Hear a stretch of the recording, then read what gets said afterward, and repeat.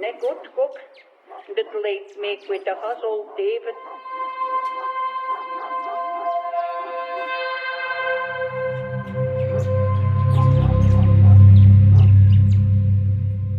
At too big, we are remembering.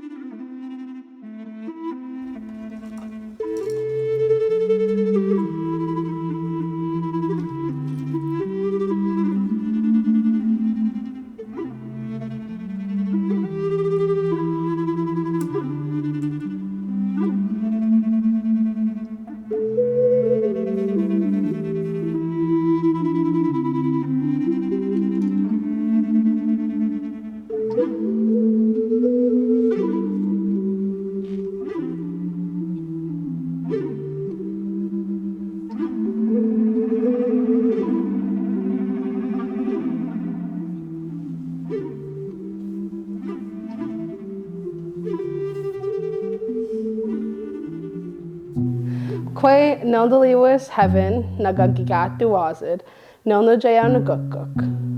Naga Nigoas Louisu Shelley, Naga Namitux Louisu Michael Solomon. Hi, my name is Heaven, and my spirit name is the one who heals with sunshine. I'm from Tobic First Nation. My mother's name is Shelley, and my father's name is Michael Solomon.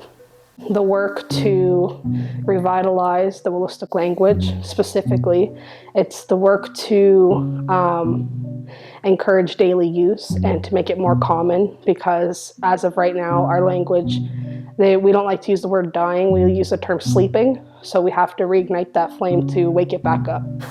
Language is important to me because I'm somebody who strongly identifies as being Indigenous, and the way that I guess influenced my identity is being brought up on my community of Nagukuk and hearing the language, going to cultural events or just events in the community in general and hearing it and resonating with it, I guess, because to me that's the language my ancestors spoke, and without your land or your language or your culture.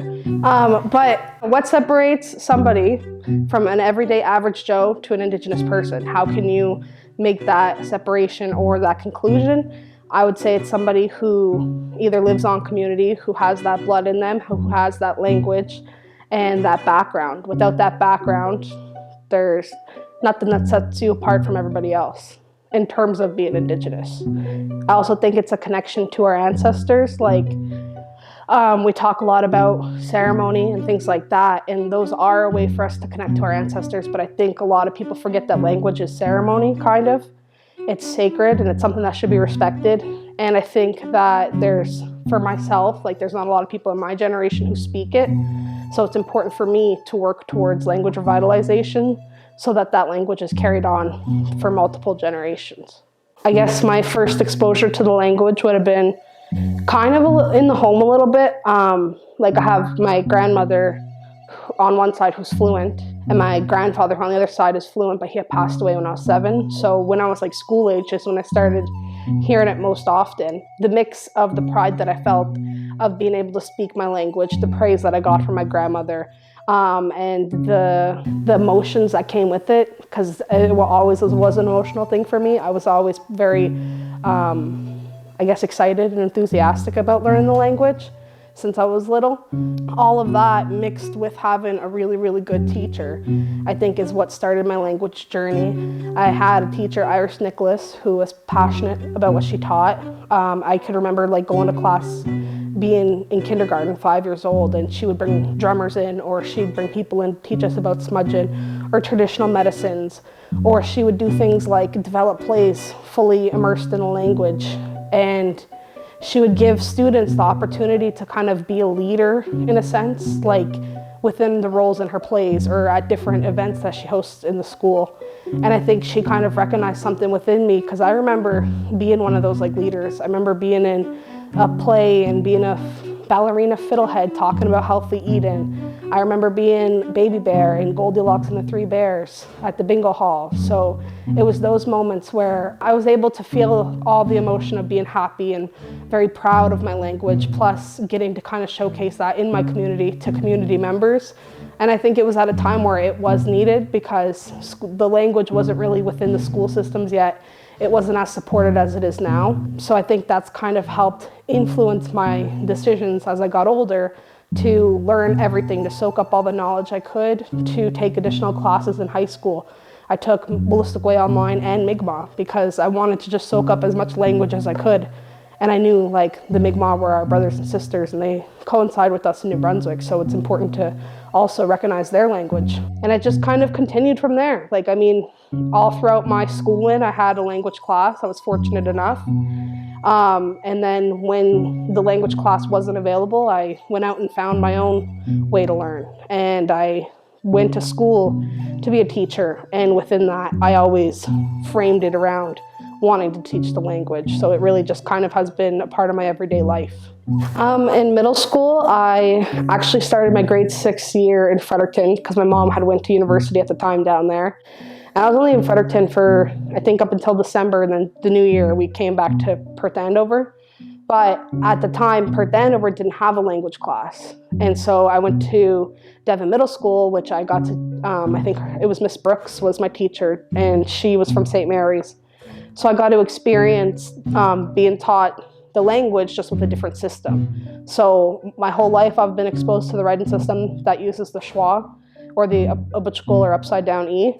And when I went to Devon, I was exposed to the system that uses the Q's and the U's. I have like vivid memories of being in that class because I would argue with my teacher saying like, well, at home, this is how we spell it, or oh, it's not right here, that's not how it's spelled.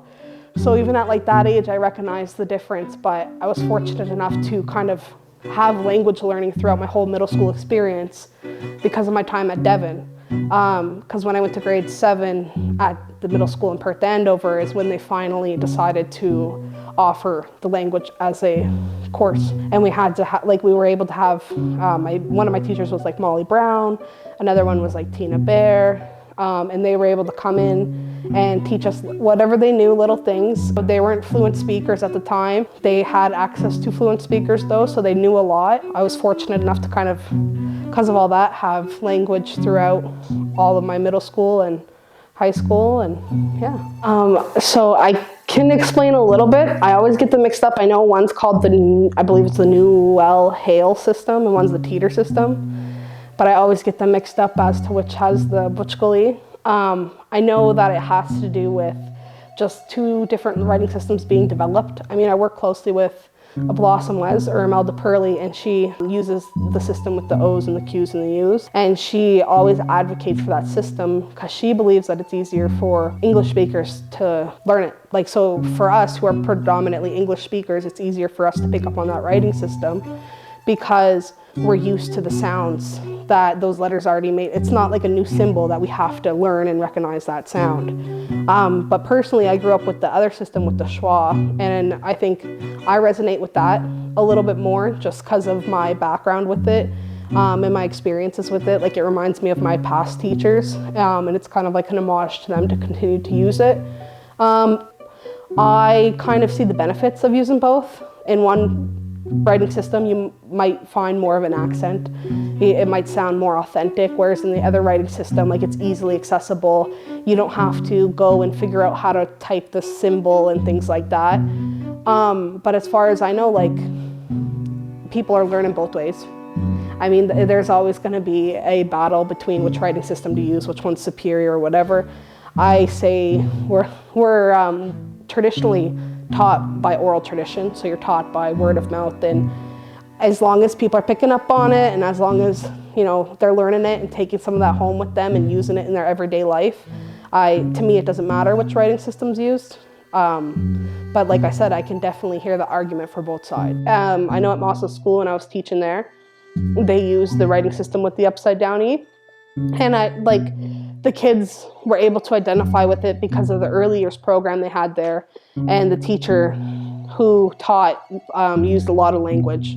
So I, at the elementary level, would teach with the upside down E, but then when I went to the provincial level, they used the writing system with the O's, the Q's, and the U's, because it's New Brunswick wide, so it's not specific just to Nugutguk. And I believe it's like curriculum developed so that somebody like myself who's not fluent, I can pick up the curriculum, understand it, and hopefully teach it. Because right now we don't have enough language teachers. So it's the reality of teaching in the province and having that language class in the provinces. We have non-fluent teachers. And I taught with that system at the middle school level, and I taught with the other one. So I used both in that classroom. I recognized both. I explained to them, you're going to see, like on the Nuguk Drummer CD, it's spelt one way, but on our community sign, it's spelt one way. You're going to see Willistic spelt a couple different ways, and there's no right or wrong way. It's just a preference. And I don't know, kids understood it. They didn't argue with me over it like I did with my teachers. They were able to soak up both of the materials that were being taught, and I found both of them really, I liked, I guess a preference I had is I liked being at Moss House and having all the curriculum available and all the resources available already in that writing system. Whereas when you went to the province, you have to make everything yourself. And that's more challenging when you have to use the schwa or the upside down E. And it's like community-based too. Like I find a lot of people in Nuguk recognize the writing system with the schwa. But when I talk to people from other communities, they're the ones that are using the other writing system. And that other writing system really resonates with them, whereas the one with the schwa really resonates with people from Tobic. So some of it, there's some local dialect that's just developed based on jokes. I know Tobic has a lot of them that you don't really hear in other communities, but I think a lot of it just is what's available to them and what do they see most often, what are they comfortable with. Like a lot of our elders from Nuguk do go out to these other communities and help them. And I think that's kind of where the influence is being spread, is because elders who preferred one writing system are going out helping the community in that writing system, and the community adopts that. There's also examples I think of Kingsclear, where it was spelled different at one point than it is now. Village gives their traditional name, and in both writing systems there's no B in our alphabet, but the way that they currently spell their community name is with a B, because that's the sound that is there. What was explained to me is the reason why they did that is because an elder had said, this is how it was traditionally written, this is what I want used. So it's I guess to each their own, there's a story behind it all. I know the Mi'kmaq community go through this too. They have different, I believe they're called orthographies or writing systems that they have kind of a little bit of arguments over and preference over. And a lot of people just say it's either what they were taught, it's what they grew up with, it's what they're comfortable with, or it's what an elder who's significant to them had used, and that's why they adopted that system. I do consider the language endangered because there's not enough speakers for it to continuously be, I guess, available for it to be used. But like I said previously, is we don't like to use the word dead because it's not a dying language, it's just sleeping. And we have to find a way to have our people reawaken that language and that language spirit. Part of the reason why it's endangered is we see so much media in English. You turn on the radio, it's in English. You watch TV, it's in English. You go on social media, it's in English. So it's hard to compete with the English language when that's 98% of your day, and you're only hearing your traditional language 2% of the day. I think that's probably the biggest reason why it's being endangered. It's not being used, and if it's not used, we're going to lose it. So at this point, it's our decision to learn it, to continuously use it, because I believe we're at a point now where if we don't start picking up how much it is used, I don't know if we'll be able to reawaken it. Just go out there and try to learn. A lot of people learn in different ways.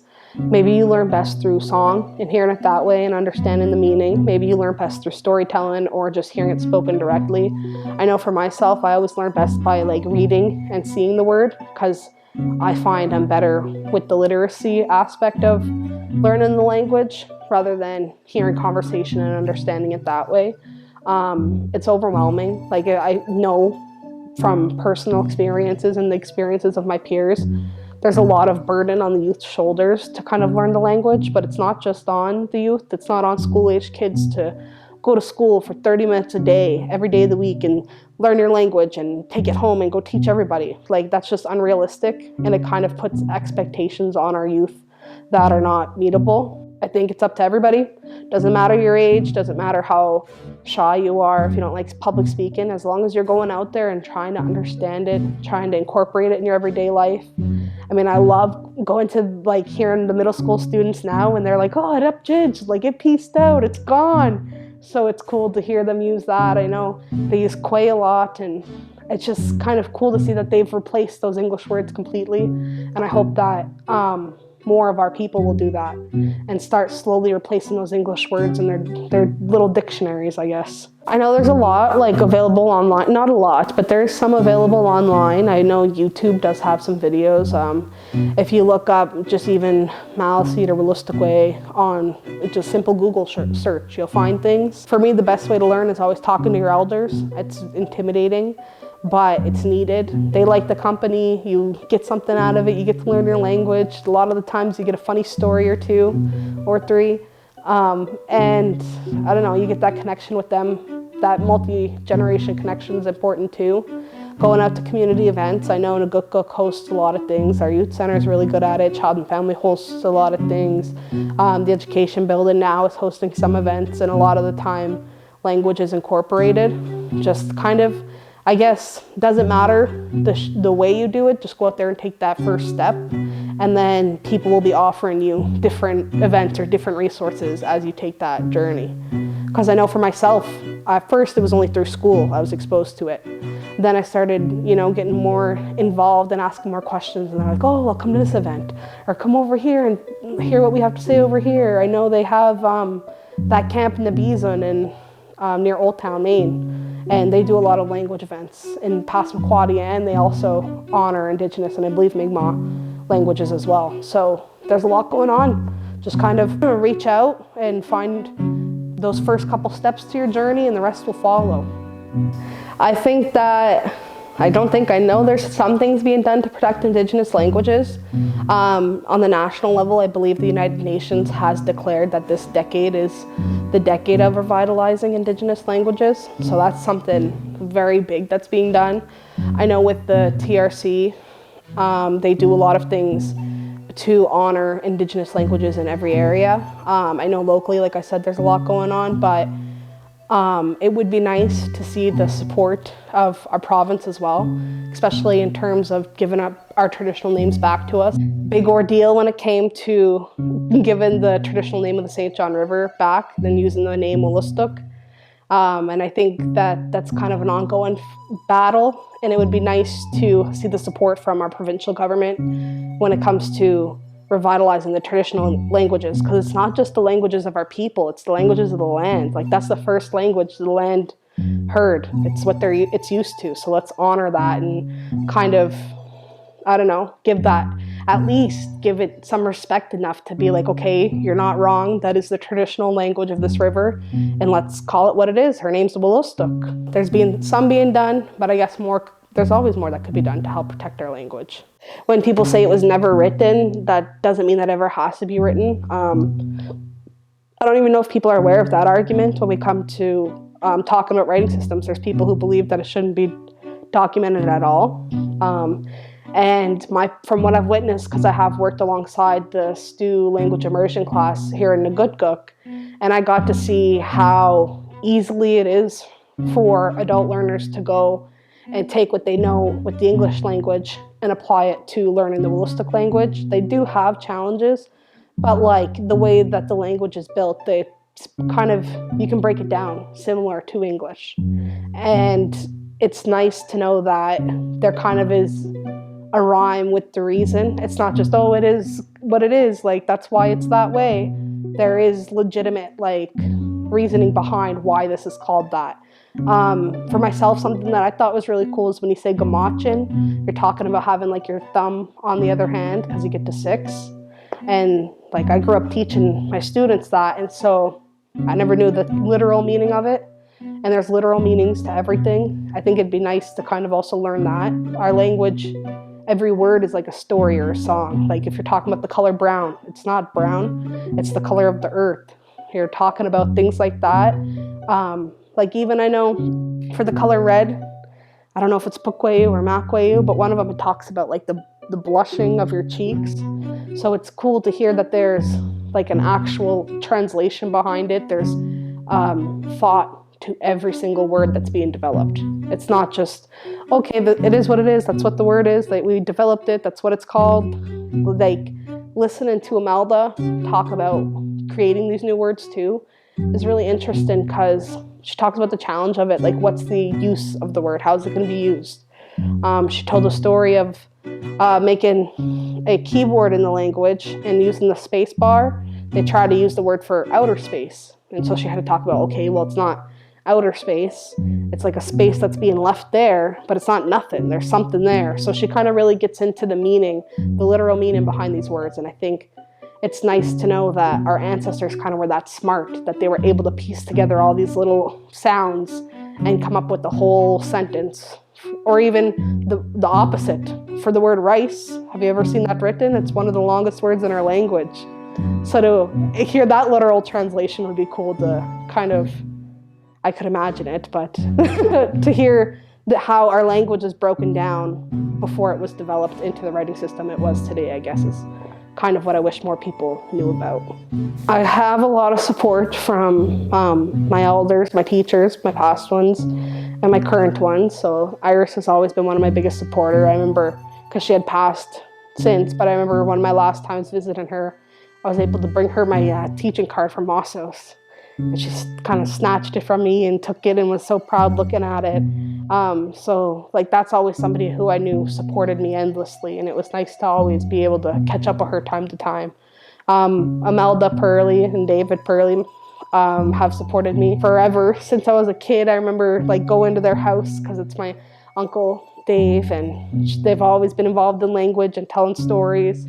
They have pictures of me winning Little Miss Tobic and standing next to my sister at their like rocking chair and stuff that they would use in presentations and things like that. So like my family's always been supportive of me. My elders have always been supportive of me. And then I really found a lot of support taking the Wabanaki Bachelor of Education program through UMB. I really found like my little community of Indigenous teachers who were able to talk about similar struggles that we had. And they continuously support me. We graduated in October, some of them before, and even after graduation, like we are messaging our group saying, I found this book in my classroom, do you guys have this resource? Things like that.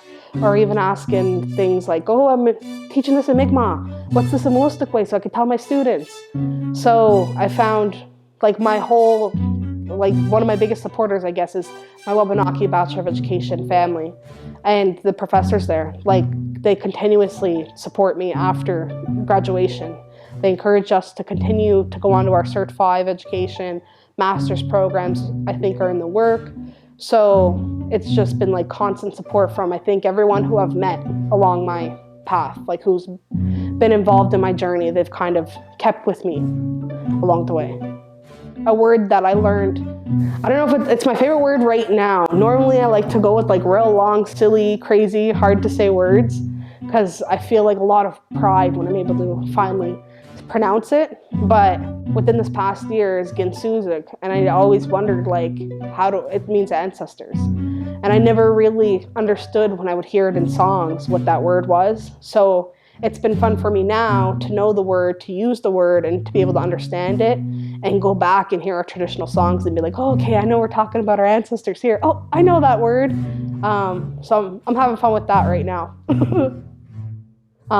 Being Miss New Brunswick was an awesome experience. I hope somebody else from Nugukuk or any other Willistic communities tries it. I think being Miss New Brunswick has helped me in a lot of ways.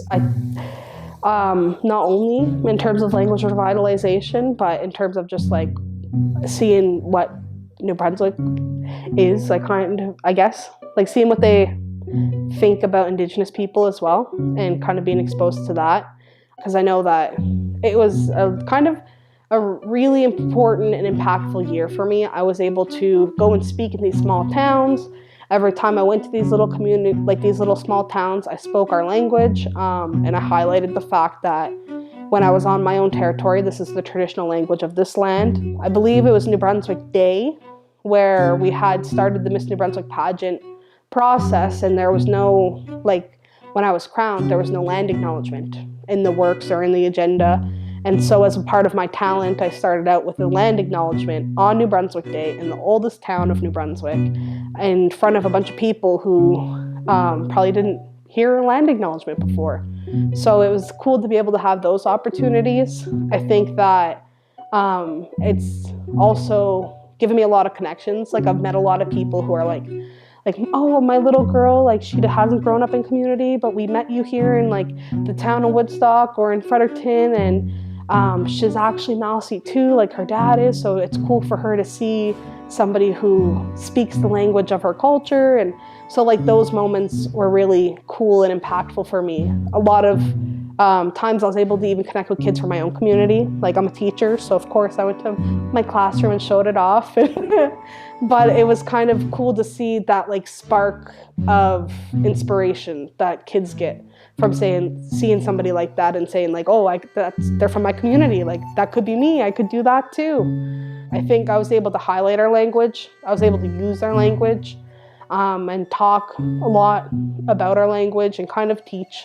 Like I spent a week with my group of Miss New Brunswick contestants and then with the current group of Miss New Brunswick contestants, and they're from different parts of New Brunswick, but it was nice to hear their questions, like their honest questions of, oh, I see this word everywhere, what does it mean? Or, oh, this is written out, but I can't pronounce it, how do I say this? Oh, you're from this community, like you're from, what is it?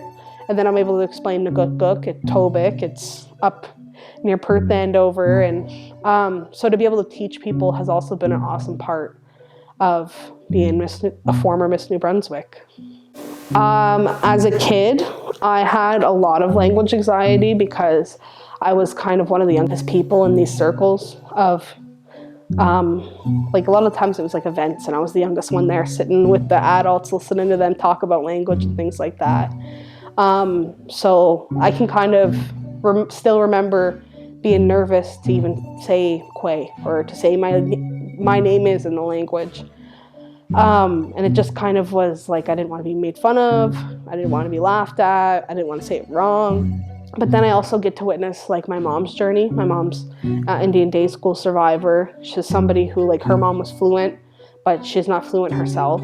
So she's kind of now relearning the language, and I get to kind of see where her struggles are with it. Like she understands a lot, but when it comes to memorization with spelling or seeing the words written down, it's kind of a little bit more challenging for her than it is for me, because that's how I was taught. That's how I grew up learning it. So I know when she gets put on the spot, she gets nervous, kind of like how I was when I was younger. Not so much now, because I'm pretty confident with the 4 sentences that I say every time I go to an event, but she still gets nervous with it. So I know that there's a generation out there who have carry a lot of trauma with them from when they weren't allowed to speak the language or weren't even allowed to learn the language. Couldn't even think that it's going to be taught in schools one day. And then I know also kind of I can see my sister Victoria's journey with it, where she uses a little bit of the language because of mine and my family's influence, but her generation I find don't have that big of a connection with the language. So I get to see her when she has language anxiety. It's because she's confident in her pronunciation with it, because she will use it when it's her and a friend or two, but she doesn't get confident when it's in a bigger group or when it's older people listening. And I know that there's a gap when it comes to connection between generations. And I think that comes a lot from just how it used to be when you would speak and they would laugh at your pronunciation, or they'd say you're saying that wrong, or that's not what it meant. Or when it's kind of to me when I go and speak English and I try to use this really big academic word and I use it just a little bit wrong in the sentence and people point it out. It kind of gives that same sense of anxiety as even speaking a word that you're confident about in the language out loud.